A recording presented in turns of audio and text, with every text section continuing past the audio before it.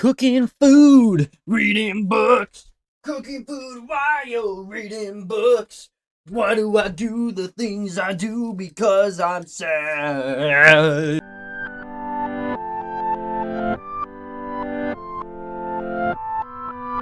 Hello everyone, my name's Stonsey Boy and welcome back to Reading with Stonsey. Today we are going to be reading chapter 16 and 17 of Minecraft The Island. Pages 183 to 205. I'm pretty sure that's what that says. I couldn't tell you because there's a Minecraft farm working while I'm working. It's called I don't know. It basically means I'm working two things at once. Gonna be kind of a long episode. That's okay. I'm here for it. And without further ado, let's begin. Chapter 16. Everything has a price. I didn't intend to build a whole house. All I wanted to do was move the chicken coop. I hadn't factored that structure in the original environmental proclamation, so once I started scouting for a new location, I realized my options were limited. The eastern beach was too narrow and too crowded, and when you throw in an expanded garden, so the only other alternative was the hill. I haven't been up here in ages, not since I was scared and starving and half nuts. Now, clad in armor, with a full belly, a rested brain, and a cache of more items that I could store, I was finally in a state of mind to accept another treasure, the view. This is hard to believe, but I used to feel such a letdown looking out over the beautiful island, the beaches, the woods, and the dots of red, yellow flowers among the tans, blues, and greens. And so many greens. I never really noticed how the darker leaves contrasted with the lighter grass, which, in turn, could have been more different than the brass tinged stalks of ripening wheat. What a sight. What a sensation. The breeze alone was enough to give me a pause. I'd been taking it for granted. Now, spending at least half of my time stuck down in the stuffy confines of the underworld, its gentle caresses were such a delicious as fresh cake. Why didn't I come up here more often? I called down to Moo, and then, hearing a distant reply, I realized I haven't been asking a much more important question. Why don't I live here?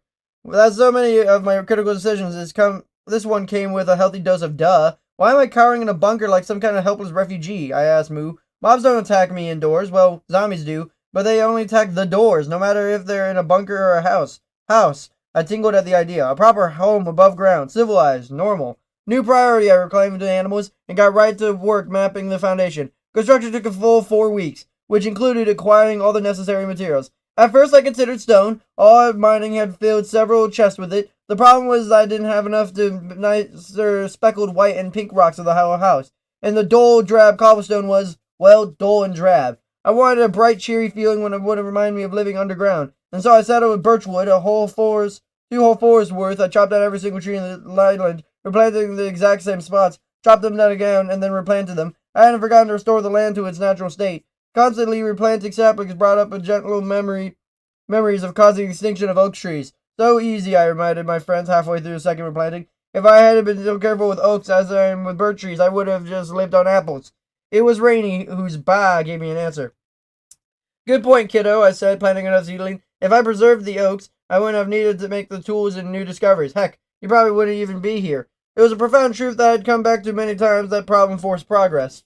No, I'm not saying it wasn't a mistake, I quickly qualified to Moo, but mistakes are a pretty good teacher, maybe the best. When I had finished my second replanting, I had enough birchwood in the primary structure that it wasn't quite a structure. 12 blocks long, 12 wide, 12 high, and divided up to 4 stories. The first story was nothing but a grand entryway built right to the former side of my help sign. Double doors opened to a suspicious room tinged with glass windows and lit overhead lava. No joke. 4 blocks of molten rock encased in glass. The idea was sprung in the original reason I had thought to build a house, the chicken coop. I still had to figure out where to move my flock with the hilltop gone, but was plumb out of ideas. What am I supposed to do? I asked Moo, wishing I would scratch my head. Make more island? Moo, she answered. Which one would we take it for? Why not? I'll say as modeled snake, she could have bounced back ideas as the sun left the room of the moon. Why not, I repeated, rushing back to the chest full of stone. The goal was solid, but the method took some refining. Initially, I tried placing 1 stone block at a time, driving down to a sudden slope of the hill. Not only did it take forever, but the plunge of my first memory is nearly drowning. There gotta be a better way, I thought, in the 19th or 20th dive. As is usually the case in this world, there was an if only in the lamina of the animals. Could just make a whole new beach in one quick step, you know? Just like I did, poured lava over water. Then corrected myself and said, water over lava. Bah, interrupted Blackstone-colored Flint, forcing me to consider what I just said. Whoa, I breathed. You think? More bahs and a moo sealed it. Mistakes are the best teachers, I said, taking my empty buckets below, even if the mistake is a slip of the tongue. Of all the difficult, dangerous tasks I accomplished on this island, making more island turned out to be a cinch. Don't ask me why the lava's safe and cool in an iron bucket, or why it's molten hot again the moment you pour it back out, or why when you pour it in the water creates cobblestone, not blackstone, but all those things happened just as I described it. Before I knew it, I had cobblestone platforms jutting out from the southern shore of the hill. Not only was it big enough for a new coop, the fact that I could only safely scoop the lava back up gave me another idea. 3 buckets later, I had an entryway lighting, which, by the way, illuminated the ground level floor with blackstone. Ironically, the cooled rock had proved more difficult to obtain than this liquid variety. Eventually, I took a pickaxe crafted from the last of my diamonds, but in the end, I had a smooth, black, lava-lit entryway. And that was only the first floor. One story up was my wraparound kitchen, a furnace in which a corner of the chests and crafting tables lining every wall. I learned that wooden slabs, the same kind as the upper floors and ceilings, could also be used as shelves. I made 8 shelves in total, 2 for each wall. I pictured how each would look and the scrumptious, ever-fresh cakes on them, which would be infinitely more civilized than eating them off the floor. The third floor would be my grand bedroom. Double bed looked out across the carpeted floor. This is right, carpet. Experimenting with wool taught me that 2 blocks wide side by side got me 3 thin, flat carpet squares that would be laid right over the existing floor. And then 5 colors, the standard wool colors of black, gray, and white, and red, yellow from the 2 types of flowers. Remember when I tried to eat those flowers and holding them in my hand got me a potential to make dye? Remember when I crafted my first bed in the white wool and changed it to a red blanket? Well, those memories clicked together in a multicolored checkerboard carpet lining the edges of the bedroom. Not the middle, mind you. The middle was reserved for my hot tub. You heard me. This invention was my architectural masterpiece. Recalling how my crafting table had torched on the canyon's blackstone floor got me thinking of the safe way to transfer heat. The final product of the complicated but spectacular achievement that serviced 3 to 4 hours. Of the floors. It was the inner core of my entire structure, a transparent tower of glass, lava, glass, and water. It was lit by the first 2 floors and gave me the unheard of luxury of the third. I couldn't believe the sensation of dipping my body in that steaming pool. What decadence. It relaxed every muscle in my body, worked out the nerves I didn't even know I had. I loved my hot tub so much I even built trapdoors in the ceiling above it. So after a hard day's work, I could strip off my armor and drop right in. Did I mention the top floor was my workshop? I built it larger than the other floors, 14 by 14, and encased it in floor ceiling fences. This allowed the heat from my furnaces to be carried away from the ocean breeze. Like the kitchen, I stacked the corners of the furnaces lined with walls and chests, crafting tables in my imitable anvil. Standing on the roof allowed me to see farther beyond the horizon, which in turn gave me another idea, a watchtower. I already used some of the overflowing cobblestone to build an external staircase between the back of my house, starting to the former space of my earthen hut. It allowed me to zip from floor to floor in no time, and without ruining the uncluttered layout of my house. Initially, I thought I'd finish the roof, but then seeing the view from up here and seeing that it's still ridiculous surplus of cobblestone, I looked over the passing clouds and thought, why stop now? Up and up I went, laying a new floor every 10 blocks or so, break of any accidental falls, and placing torches in open windows. Those windows let me progressively colder wind. By the next morning, I could feel the teeth starting to chatter. Last floor, I said, as the cobblestone in my pack ran out. Laying the last stone, I looked up the stair opening above, and I saw white. I walked up into a cloud. I'm not being poetic here. I mean, the tower is so tall that I was actually standing beside the white, wet mist of moving cloud. As it slowly drifted past me, I looked down and gasped. My island was so small, with just a little patch of green and brown among the endless blue. And that was the only land in sight. I was so high up that even the square edges of the horizon were visible, and yet there was nothing else but ocean. I'm truly alone in this world, I thought, and the reaffirmation of the cold truth might have been the subconscious reason for my next and final addition to my mansion. Like the tower, it was situated behind the house, so to the right of the stairway and access through the doorway at the back of my first floor was a spacious room, constructed entirely of sandstone. I choose sandstone over birch for a very practical reason. It's easier to clean, and I needed this room to be as clean as possible. After all, this was my bathroom. To the right of the door was a sink for washing my hands. In the rear center building, I placed a trapdoor to air out all the bad smells. Directly underneath it, I placed another hatch in the floor. This was my toilet seat. It wasn't really a seat, just a cover for the toilet, and that ventilation like a sink consisted of the water cube directly under the hatch. Unlike for the sink, however, I dug out a diagonal tunnel running all the way to the sea. And it worked! I dropped a cube of brown earth into the water, ran down to the beach, and watched it as it washed out of the open ocean. Moo, I called, running from the beach back up to the house. Moo, come here, you gotta see this. She snorted, clearly more interested in the patch of grass before her. No, for real, I insisted. You've got to see this. When she didn't respond, I pulled a stalk of ripe wheat from my belt. Any takers? Moo, she replied, following me up the western slope of the hill. It was a little too uncool to bribe her with food, but I knew she would understand once she witnessed this achievement. Leading her through the double bores, I waved the wheat at my bathroom monument. How about that? I asked, explaining how everything worked. Moo, she responded in a flat, euphoria dampening tone. No, I know I don't need it, I admitted, but I know I can't use it, but I can build it because... I struggled for an answer, because... Well, I don't know why, okay? I don't know. Stopping to think about my answer forced me to admit that I didn't have one. Why did I have gone through those efforts to build a room if I'd never used? I hadn't even thought about during construction. It's just gotten ahead and done it. Why? And why was it being so intent on showing off to Moo? Was it part of my brain that was trying to use room for another reason? The reminder of deeper, more uncomfortable reasons I swore to someday answer, but it was now trying to avoid. When you're trying to tell yourself something, listen. I should have realized that right then and there. What I shouldn't have done is try to deny the confusion bubbling up uncomfortably in my gut. What I shouldn't have done was try to change the subject. Point is, I'm done building, I announced, feeding Moo her wheat, and this calls for a celebration. Rushing up to my bedroom, I grab a special tool from my chest, and what's better way to celebrate than a roast chicken dinner? Maybe it was timing, maybe it was the heart rising from Moo after her meal and would have vanished away by the time I came back down with an axe. Maybe it was the expression of her feelings, just like being low moo that followed. Don't start in with me again, I said, making for the door. We had this discussion already. Moo, she continued, imploring me to change my mind. I know what I'm doing, I snapped, heading down the coop. During my month-long construction, I still continued to raise more fowl. Every time a wheat square ripened, every time I harvested extra seeds, I used them to grow the flock. And I had now over 3 dozen crammed against the straining fences. Free food, I thought, wadding in their midst. I say wadded because they were packed so tightly trying to walk upstream. Some looked up at me and approached, expecting no doubt to be fed. When they saw an empty hand, some continued to stare up at the falling axe. They didn't run, they didn't fear, they just stood there, looking around, looking at each other, or continued to look up at me as the iron cleaver dropped on the squawking lives into loose feathers and plump pink carcasses. I'll never forget those eyes, they're small, so trusting. I'll never forget those high-pitched swats. There was no blood, no one more quirk of this crazy world I knew there had been, though remembering some mortified metaphor about being on my hands. Finally, I left the 3 baby chicks looking up at my notched blade. Free food, I sighed, then brought the axe down a last time, in the pen's gate. Go on, I told the hatchlings, you're free. The chicks wouldn't budge. Go on, I yelled, go, get out of here. They only meandered in small, lazy circles, and massive slaughter in the community had no effect on them. Okay, fine, I barked, raised my weapon again. I chopped up the rest of the fence, and there was nothing left of the cobblestone base.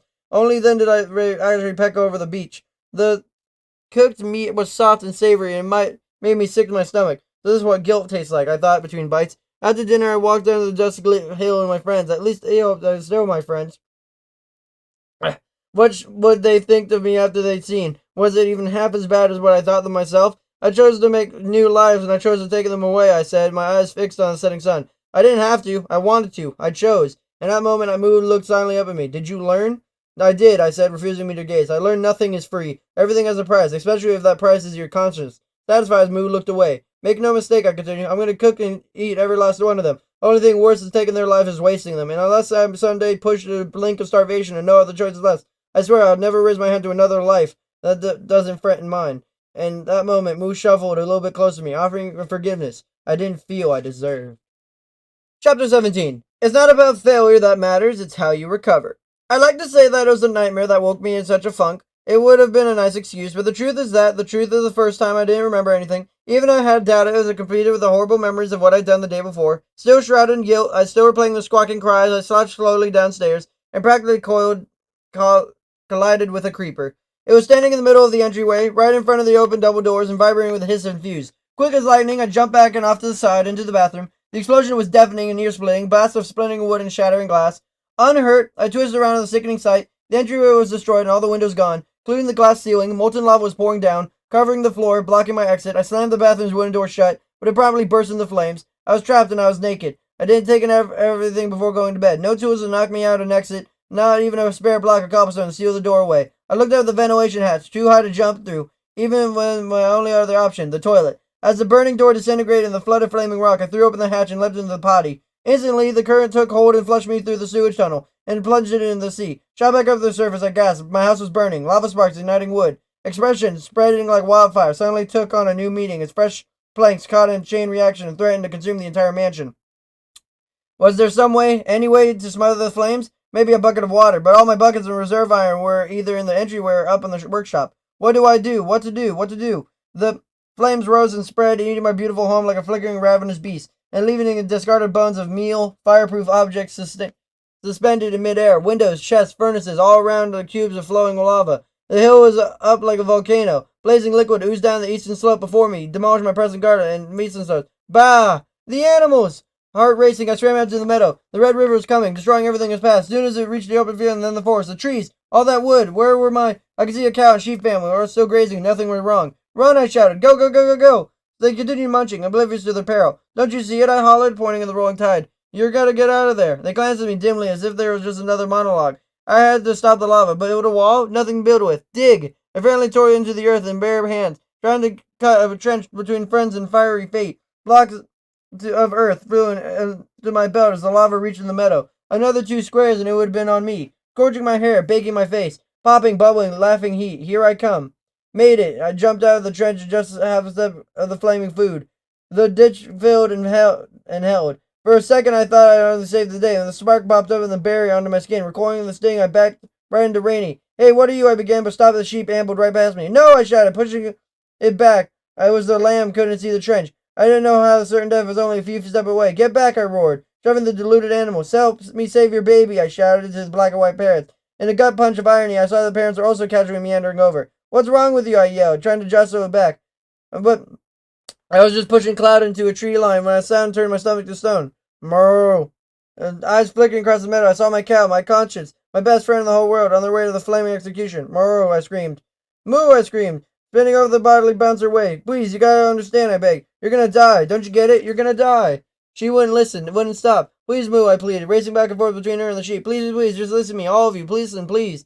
At that moment, I heard a sickening bagek and turned to see one of the chickens stepping into the fire-filled trench. A bloom of orange and red, a flash of feathers, a cooked carcass, and then it was all gone. Look! I screeched with a hysterical tears. Don't you see? They didn't. Something in their brains, in the rules of this world, a fatal blind spot, a cruel joke. Stop it, Moo, I thundered. You stupid bloody hamburger. My fist shot out, soaking the square in the face, and flashing red. Moo! He ran from the flames. I'm sorry, I cried, punching a sheep away. I had to.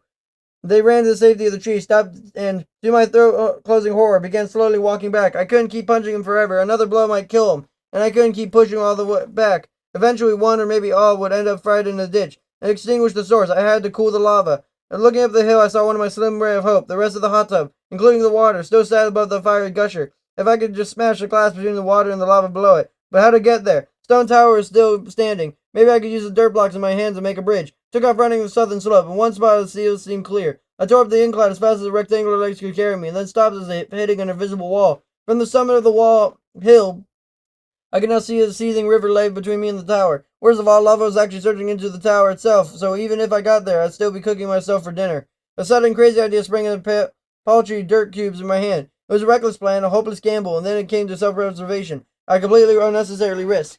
But maybe it was a different kind of self-preservation, preservation of the soul. Losing my friends would drive me crazy, especially knowing that it had been all my fault. And maybe, just maybe, if I'd risked my life to save them, I would be sight of redemption for the mass slaughter of so many others.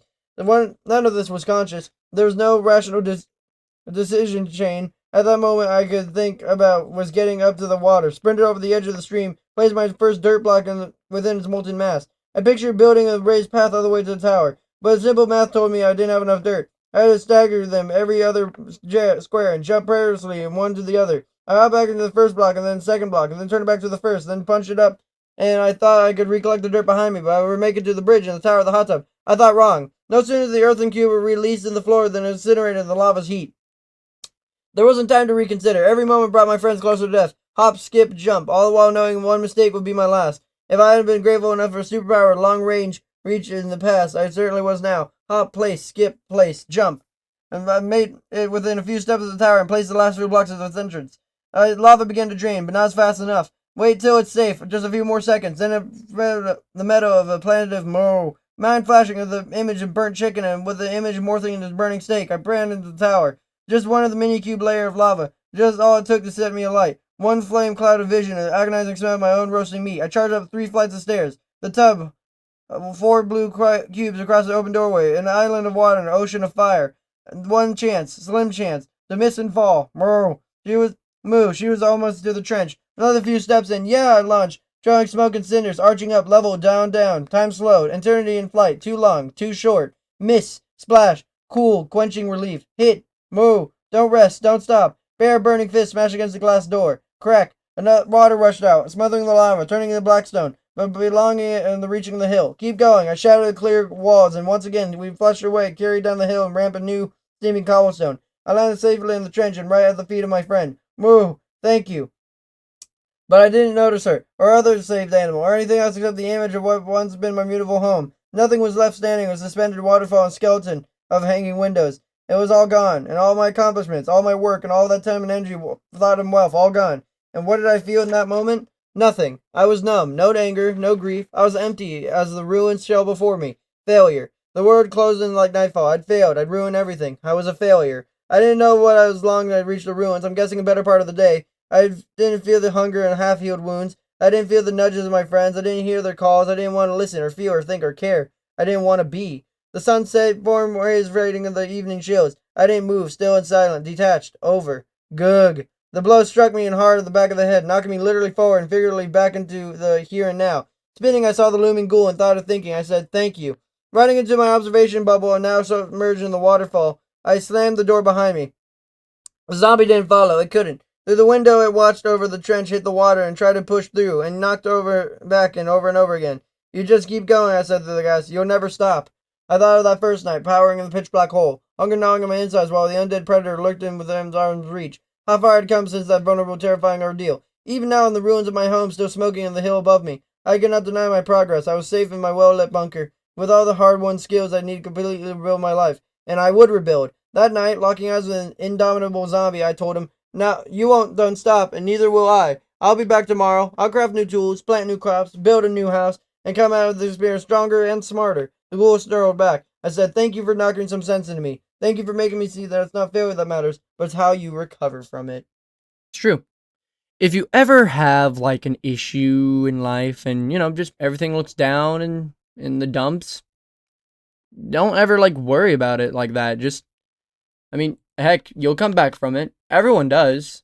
I think this book is a really good, teaches a really good lesson in, when you get knocked down, you can always get back up again. There's a really, I would say mediocre Christian song that talks about it. It's like, it goes, it's never too late to get back up again. I said it's very mediocre because you can't understand half the words the person who's singing it is saying. That's why I say it's mediocre. But yeah, today we read pages 183 to 205. Next time we'll be reading pages 206 to 221. Only 15 pages, so that is a definite relief in the throat area. Because, ooh, doggy, my throat hurts. And chapter 18. So only one chapter, but 15 pages, you know what I mean? It's kind of cutthroat, you know what I mean? Ah, man, if only that was me being done reading for the day. But, of course, it's time for...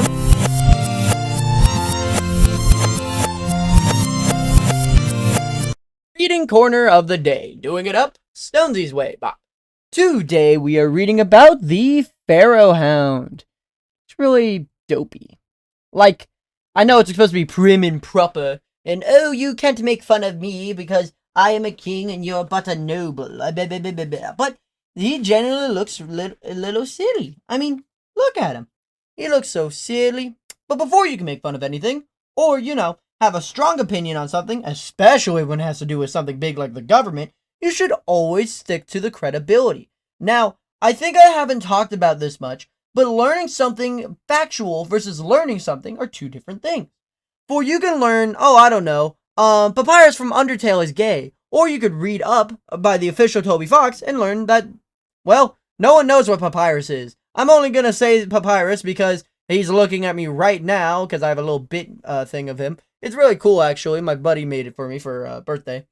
And yeah, so getting facts versus getting fakes is a huge thing. For example, my book that I read to you guys is the Encyclopedia of Dog Breeds, and it's made by someone with a PhD, which means nothing, by the way. But it's also been cross-read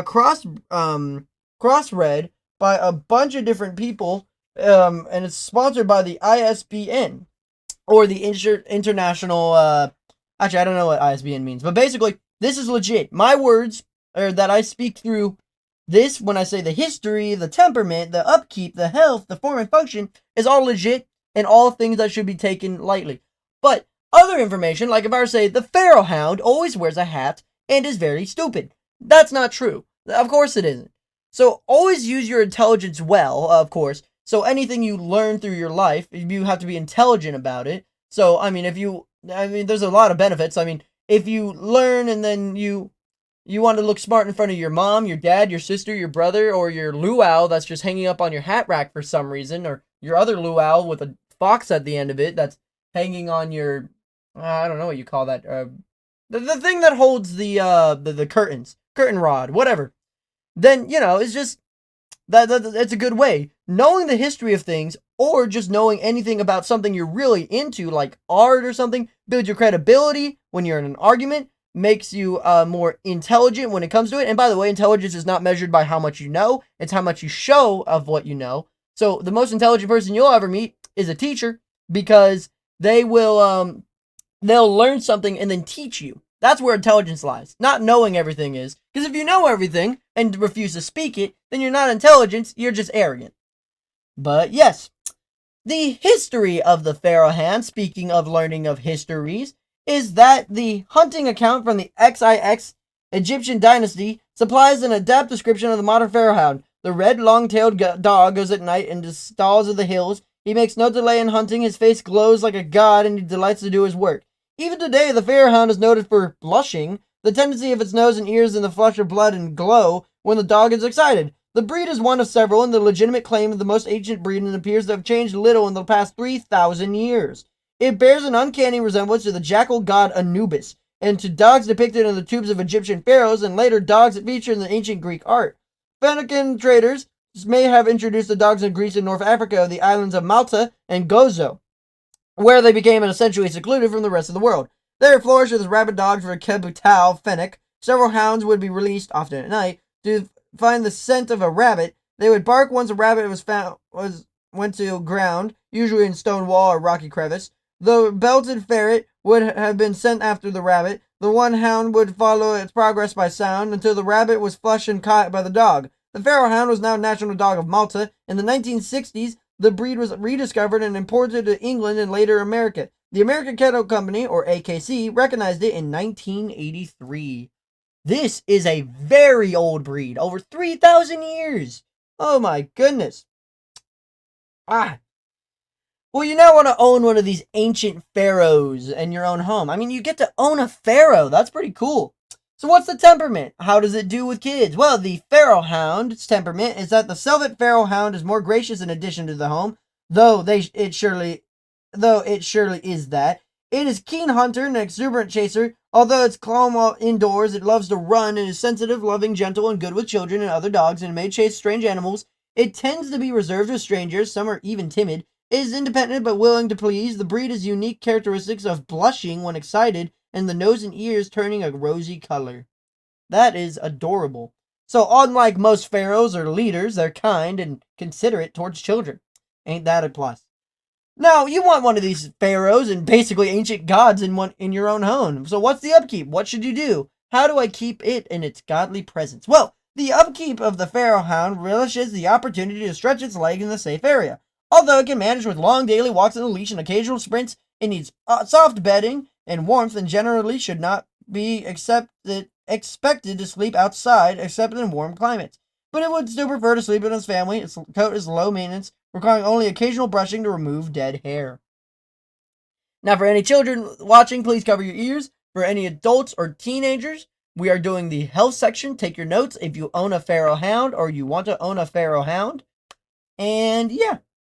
Major concerns are nothing. Minor concerns are nothing. Occasionally seen with nothing. Their suggested tests are nothing. Lifespan is 11 to 14 years, but there's a note that they are sensitive to barbiturate anesthesia. Wait, what? Hold on. Major nothing, minor nothing. Occasionally seen with nothing. Suggested tests are nothing. Lifespan is 11. Huh. I think the first time ever, and I think the only time, we have a dog with no health troubles. This is the perfect dog. Who knew? A Pharoh of all dog breeds to be the most perfect. How hilarious. Now, you don't see the picture. I definitely don't. I still got my Minecraft machine going. So what's the form and function, Stonesy? What would it look like and what does it do? Well, the form and function is that it's, although considered a sight hound in America, the Pharoh hound hunts by both sight and scent, as well as hearing, as exaggerated greyhound-like build, combining grace, power, and speed, enabling it to run nimbly around rocky walls and ground. Its good nose, large and mobile ears to help it follow animals underground, slightly longer than tall, its gait is free and flowing with the head held high. The coat is short and glossy. Now for the final section of the video is tier list. So 5 is the best, 4 is average, 4 is better, 3 is average, 2 is worse, and 1 is the worst unless it comes to grooming. Sorry, I'm tired. Their energy level is at a 3, pretty average. Exercise requirements is at a 4, higher than normal. Playfulness and affection level are at a 3, pretty average. Friendliness towards dogs is at a 4, that's higher than normal. Friendliness towards pets and strangers is at a 2. This is where their Pharoh side comes out. Ease of training is at a 3. Watchdog ability is at a 4. Protection and grooming, fantastic, is at a 1. Cold tolerance is at a 2. They don't do the cold very well. And heat tolerance is at a 3. The weight of both a healthy male and female Pharoh hound should be 45 to 55 pounds. The height of a male should be 23 to 25 inches and a female 21 to 24. Though I didn't know the word Pharoh was unisex. Who knew? Well, it's a very interesting name for a dog. Going to be pretty annoying to find the name of it. But next time we're going to be reading about the dog we'll be reading about in the next episode. Seriously, guys, you guys need to stop. Letting me lead you on like that. Getting embarrassing for the both of us. But yeah, hope you guys had a super fantastic wonderful day. Be polite, be efficient. Make sure to like, comment, and subscribe. I do genuinely hope you guys are enjoying the books. Like I said, we ain't only doing dogs for the long time. And yeah, although it was literally 47 minutes of recording, sorry, 48 going now, but it's going to be edited down, I enjoy reading these. And although one book literally is 1 hour of my time, I hope you guys understand, I enjoy it. Because audiobooks is my passion, and my passion is sandwiches. Super fantastic, wonderful day. See you guys next time.